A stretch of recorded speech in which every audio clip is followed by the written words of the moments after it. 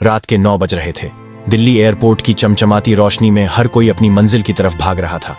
कहीं कोई हंसते हुए दोस्त को अलविदा कह रहा था, तो कहीं कोई जल्दी जल्दी बोर्डिंग गेट की तरफ दौड़ रहा था। इसी भीड़ में एक बूढ़ा आदमी भी था। उसने पुरानी सी जैकेट पहनी हुई थी और कंधे पर एक पुराना सा बैग लटका रखा था।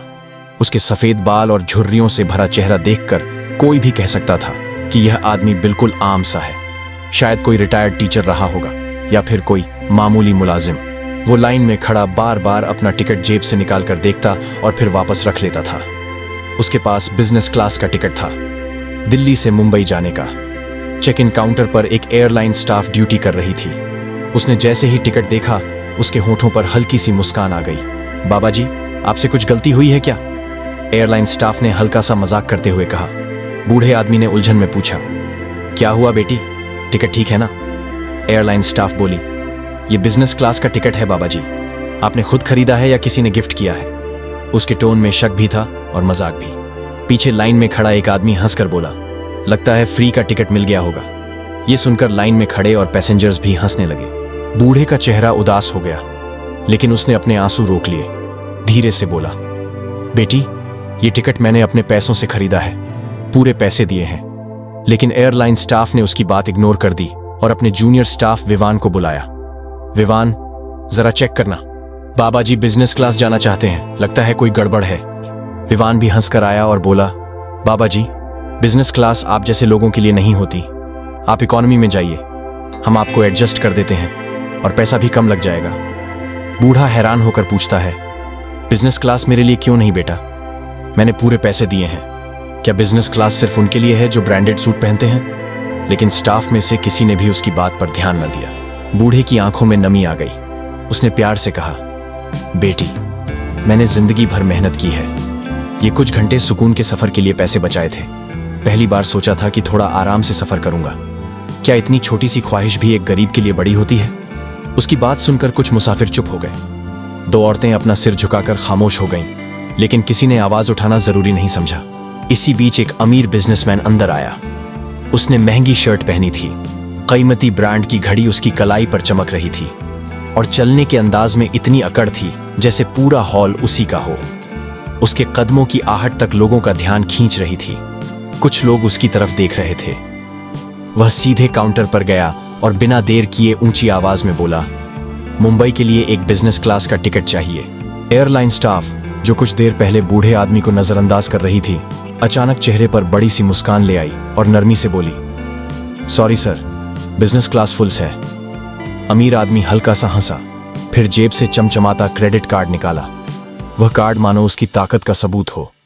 अकड़ भरी आवाज में बोला, मैं डबल पेमेंट करूंगा, मुझे अभी सीट चाहिए, पैसों की चिंता मत करो। यह सुनकर पूरा स्टाफ एक दूसरे को देखने लगा। एक पल के लिए सबकी आंखें खामोश इशारे कर रही थीं, जैसे उन्होंने आपस में कोई फैसला कर लिया हो। फिर उनकी नजरें धीरे धीरे वापस उसी बेचारे बूढ़े पर टिक गईं, जो अब भी चुपचाप लाइन में खड़ा था। विवान ने उसकी तरफ सीधा देखकर कहा, बाबा जी, अपनी सीट छोड़ दीजिए, ये हमारे वीआईपी कस्टमर हैं। आपको हम इकोनॉमी में भेज देते हैं, वहां भी आपको एडजस्ट कर देंगे। बूढ़ा चौंक गया, उसकी आंखें फैल गईं। मेरा टिकट है, मैंने पैसे दिए हैं, मैं अपनी सीट क्यों दूं? क्या मेरे पैसों की कीमत कम है? क्या मेरी उम्र या मेरे कपड़े ही मेरी औकात बताते हैं? लेकिन स्टाफ के चेहरों पर कोई असर नहीं हुआ। एक स्टाफ ने उसका बैग खींच लिया और सख्त ठंडी आवाज में बोला, बाबा जी, बिजनेस क्लास आप जैसे लोगों के लिए नहीं है। आपका चेहरा ही बता रहा है कि आप वहां फिट नहीं होते। अब बूढ़े की आंखों से आंसू बहने लगे। वह कुर्सी पर बैठ गया और थक कर बोला, क्या गरीब का दिल नहीं होता? क्या बुढ़ापे की इज्जत नहीं होती? ये अल्फाज सुनकर हॉल में एक अजीब सी खामोशी छा गई। कुछ लोगों ने अपनी कुर्सियां बदल लीं, कुछ ने सिर्फ आंखों ही आंखों में एक दूसरे को देखा, जैसे उन्हें यकीन नहीं हो रहा था कि एक बुजुर्ग के साथ ऐसा सलूक हुआ है। बूढ़े की आंखों में जो दर्द था, उसने महफिल की रोशनी को भी फीका कर दिया। स्टाफ के चेहरों पर अब भी बेपरवाही थी, लेकिन आसपास खड़े कुछ मुसाफिर अपना सिर झुका चुके थे। इसी गमगीन माहौल में हॉल के दरवाजे खुले और एक लंबा पतला शख्स अंदर आया। उसके चेहरे पर एक अलग सी शान थी, लेकिन आंखों में नरम रोशनी भी थी। चलने का अंदाज इतना तहजीब से भरा था कि लगता था जैसे वह आदमी सिर्फ अधिकार नहीं, बल्कि इंसानियत की भी मिसाल हो। ये थे फ्लाइट मैनेजर विकास गुप्ता।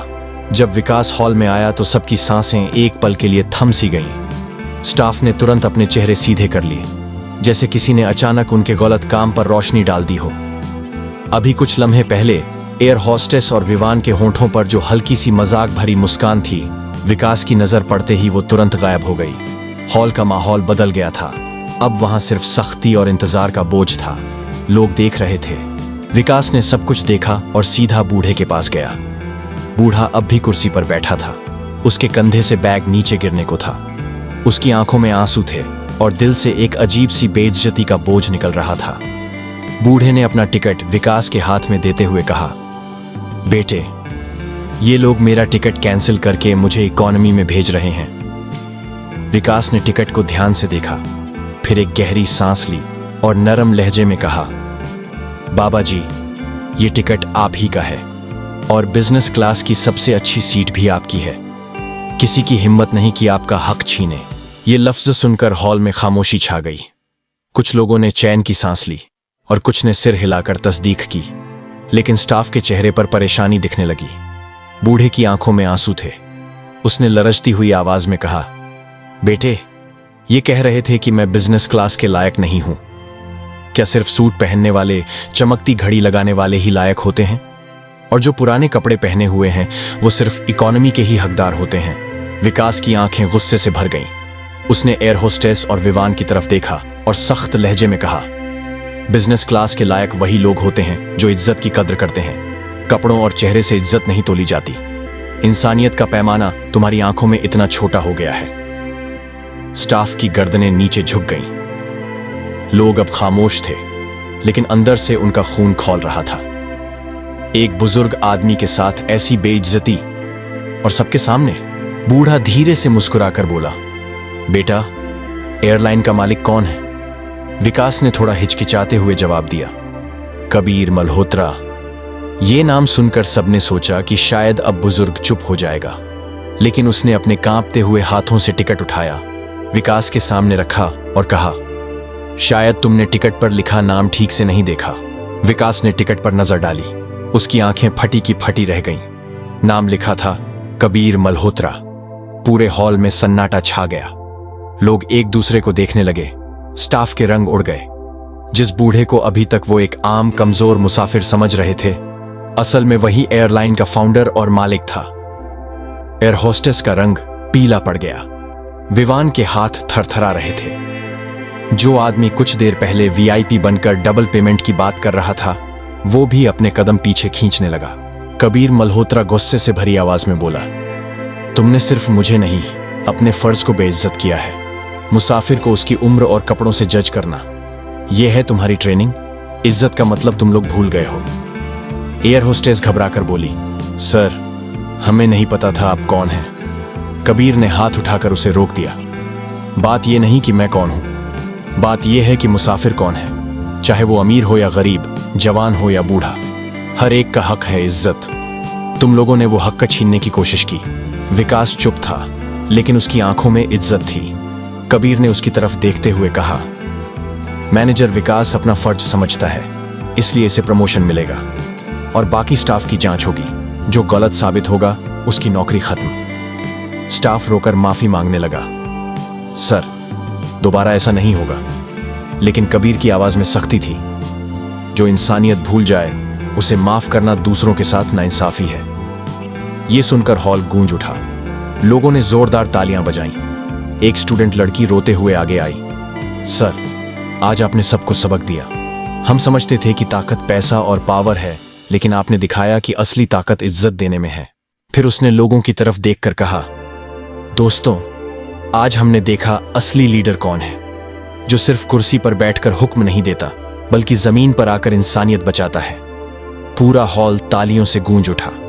कुछ लोग वीडियो बनाने लगे, कुछ कबीर के पैर छूने आगे बढ़े, लेकिन उन्होंने रोक दिया और कहा, मैंने ये एयरलाइन सुकून और इज्जत देने के लिए बनाई थी, न कि लोगों को नीचा दिखाने के लिए। उस दिन के बाद एयरलाइन का हर स्टाफ हर मुसाफिर के साथ इज्जत से पेश आने लगा। दोस्तों, असली ताकत पैसा या पावर नहीं, बल्कि दूसरों को इज्जत देने में है। अगर कहानी पसंद आई हो तो वीडियो को लाइक करें, अपना फीडबैक कमेंट में लिखें और कहानियां देखने के लिए हार्ट विजन स्टोरीज को सब्सक्राइब जरूर करें।